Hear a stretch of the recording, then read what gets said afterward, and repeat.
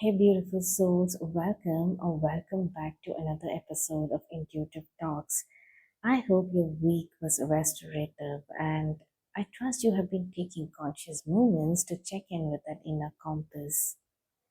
Practicing this regularly is going to help us be in tune and aligned with our intuition, and that truly is where the magic happens. In today's episode, we're going to dive into one of the most powerful sources of this guidance, dreams and its symbolism. We're going to catch a glimpse into the architecture of the collective unconscious. So, why do dreams matter for spiritual growth? What is the correlation? Why is it important? Simply put, dreams are the direct dialogue between your unconscious wisdom and your conscious mind. They bypass the logic, the ego, and the noise of the day to deliver pure, unfiltered messages. For spiritual growth, this is vital. Growth requires awareness, the ability to see patterns and heal blind spots. Your dreams shine a light on the aspects of yourself and your path that you refuse to look at while awake. By engaging with your dream life, you move out of reacting to fate and into conscious creation. Like all of us, I dream too. And for years now, I have shifted away from direct, literal interpretation, like thinking a dream about a car means I need to buy a car. And I have adapted a more symbolic approach. But here's the key, sometimes it could just mean that too, to buy a car. That is where discernment comes in, and we will talk more about that a little later. This symbolic approach unfolded for me after I happened to read about it through Carl Jung's work. As someone who was trying to understand my dreams because I felt that deep intuitive pull, that unconscious awakening to my dreams, and started noticing their reflection in my conscious life, I made that initial translation. But thanks largely to Carl Jung, who helped revolutionize our understanding by showing us that dreams speak a universal symbolic language which helps us decode messages much better and rapidly advances our spiritual growth. I don't know if a simple thanks would suffice on how much I respect and honor this man and his work and his dedication and the knowledge and the wisdom to translate something from the collective unconscious to the conscious, right? Someone who was the pioneer in doing so. So I feel this immense gratitude for him because it gives me a sense of validation of what I've been going through and really gives me direction to how to use my experiences and my own acceptance of this journey. It has also helped me shift my mindset about how I view, accept, and integrate the experiences in my life. And it truly is a blessing, to be honest. Orbiting back from that segue to dreams and symbolism. So, I do have a habit of keeping a dream journal. These days, honestly, I am looking forward to dreaming because of how vivid and interesting and insightful it gets. Over the period of time, it has helped me understand the messages quicker, with discernment, of course, and that comes with time and refinement. Last night, my dreams have been particularly rich with symbolism that I've been noting down. I was seeing a crow with a feather crown and some bats, and right after that, some bunnies. So, whatever I could remember, I did write it down in my dream journal. And yes, some of the content was quite intense, as dream life can be. So, I tried something interesting with this entry. I took the raw text of one of these complex dream segments and fed it into Gemini AI chart or ChatGPT even. just to observe the process of interpretation. So it was fascinating to see how the algorithm structured the data based on global history. This gave me more perspective to my dream than my own. So, for someone who's starting off interpreting dreams, I would suggest to just observe and not absorb what any AI or external tool has to say. The AI gives us valuable external data, but it can't access your soul's specific guidance, and that means the key is to use your own discernment. We have to be aware of all the interpretations, but never absorb them blindly. The truth is always personalized. External information is a tool, not the master. That essential need for discernment is what we are mastering today. Last time, we introduced the inner compass. Now we are diving deep into the powerful territory where that compass gets its wisdom, the invisible world, the collective unconscious. We are taking a structured, deep look at the brilliant architecture defined by Carl Jung, specifically the three keys to this invisible world: archetypes, synchronicities, and the shadow. This is the spiritual architecture that will bring you enduring clarity and grounding. So let's explore. Section 1: Archetypes, the Universal Story. The primary language spoken by the collective unconscious is through archetypes. Jung taught us that an archetype is a perfect, energetic blueprint of a human role or experience. It is pure, universal data, a shared human legacy stretching back to the dawn of time. My dream symbols are perfect examples of this universal language. The crow is the archetype of the psychic messenger and inner transformation, the need to evolve. The crown is the archetype of sovereignty, authority, and inherent worth. The question of who truly rules your life.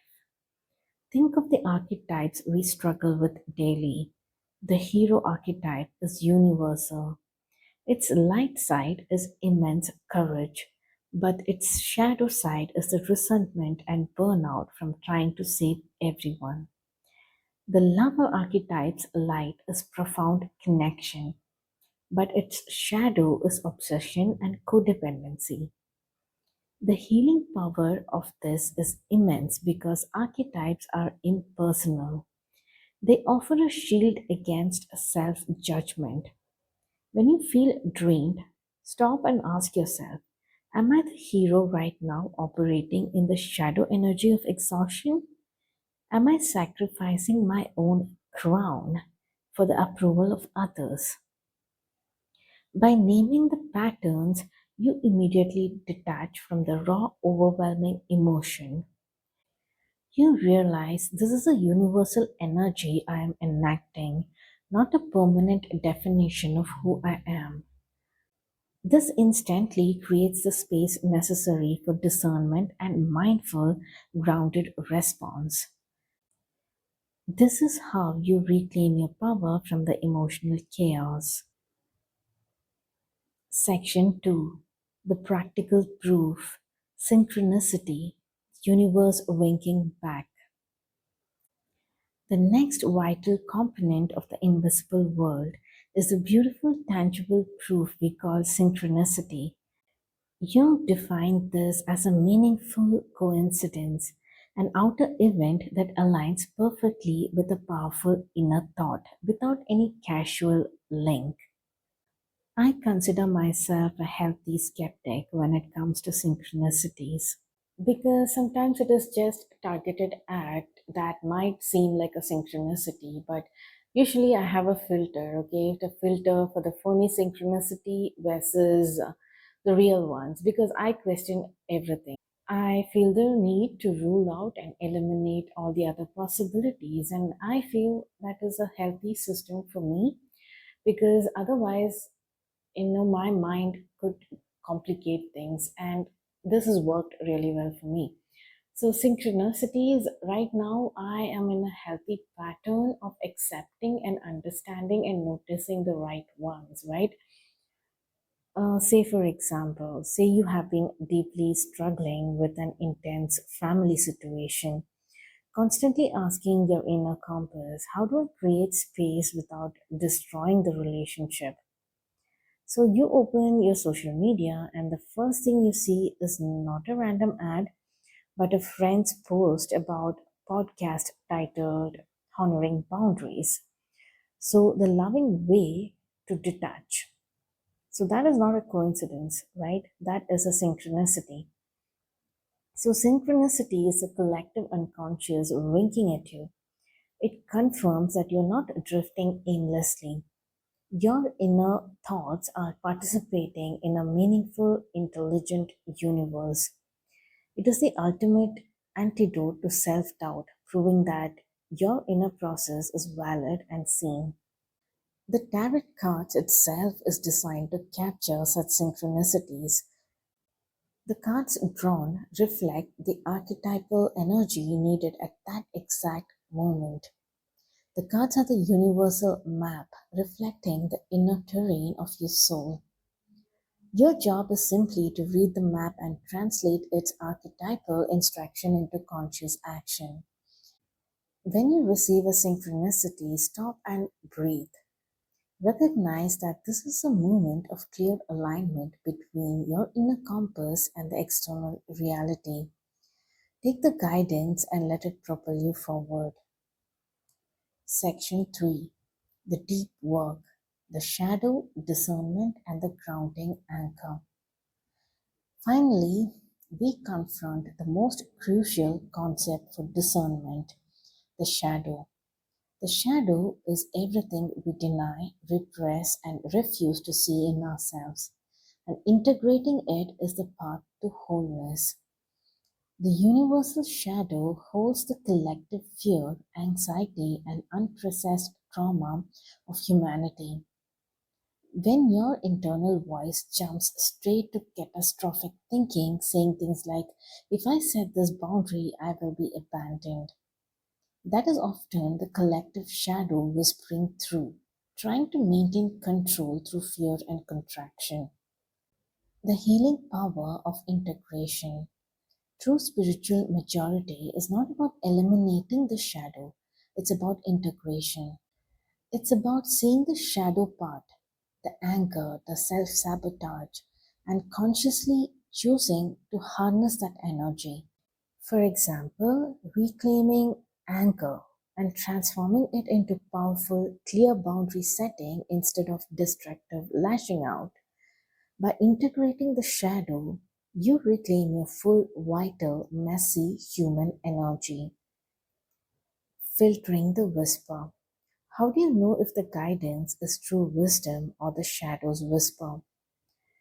The shadow's voice is always contracting, judgmental, and fear based. It pushes you into panic and paralysis. True guidance always feels expansive, peaceful, and loving, even if the action it requires is difficult. It pushes you towards growth and light. This is very important during your spiritual awakening. I could share a bit of my own experience with you. So, when the veil was lifted for me, I heard voices that were both of the shadow and the light. And yes, the voices of the shadow really feeds on our fear. And as we are new to the spiritual awakening process, things are new to us. We're still trying to understand what is happening. We're still trying to, we're still, curious, and we are fearful. Like, is something wrong with this? What is this energy that I am experiencing? What is this voices in my head? Do I need to be in the psych ward or something? So I could hear the voices of the shadow as well, but not, it was not just limited to my, to my attribution of this shift that I was experiencing. It was also like making up stories based on my fears that was deep seated and deep rooted within me. And it was not even from the superficial layer of fear that I was aware of, like I could really sense, right? It was something much deeper. And that made me wonder, what if it is true? What if everything this shadow self is speaking is true? It really did put me in a sense of paralysis and in fear, but I really did not act on it. Instead, I sat with it. I sat with it, I processed it. Shadow work can be really heavy on you, okay? So would I really would suggest that you too sit with the shadow rather than act on it. We see a lot of people who are exposed to the unconscious, right? The collective unconscious. If they are influenced by the shadow, they tend to do things in this world that is not acceptable. Okay, so you must truly sit with this energy, and you need to be guided towards light. Okay, you need to integrate your shadow, and that might take some time, but you can do it. Okay, it might take a long period of time for some, it might take a short period of time for some. Once you experience it, you will know.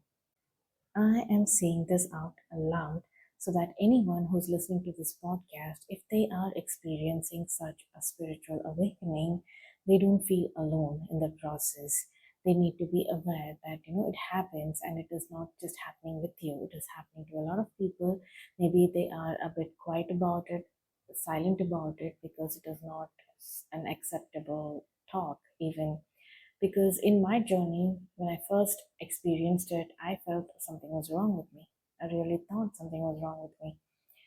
Then I started talking to people and to strangers even, whom I felt called, okay, maybe I can open up to this person and ask if they have gone through something like this, or, not in very directly ask them, but casually, put it in a conversation. Hey, what do you think about this? And when they start speaking up, you realize that, they have also done this. They've done the shadow work. You're not the first person to be experiencing it, and you're not crazy. Okay, so you need to find the right kind of community, the right kind of people to be like in touch with. And during this shadow work, you will also be experiencing reflections of the shadow in others, right? Others around you. So you need the right kind of support system when this happens. So I'm just putting it out there. I'm sharing my experience so that you don't feel alone in this journey. So, moving on to the next segment, the non negotiable grounding check. Before acting on any powerful guidance from a dream, a reading, or even that AI interpretation, you must perform a deep grounding check. This is your anchor to stop the emotional spinning. Stop and anchor. Take 3 slow, deep breaths. Pause for a moment. Plant your feet firmly on the ground or place your hand over your heart. This physical act immediately counters the feeling of emotional weightlessness. Ask the clarity question. Ask your inner compass gently and firmly. Is this guidance leading me towards expansive growth and peace, or is it feeding a cycle of fear and contraction?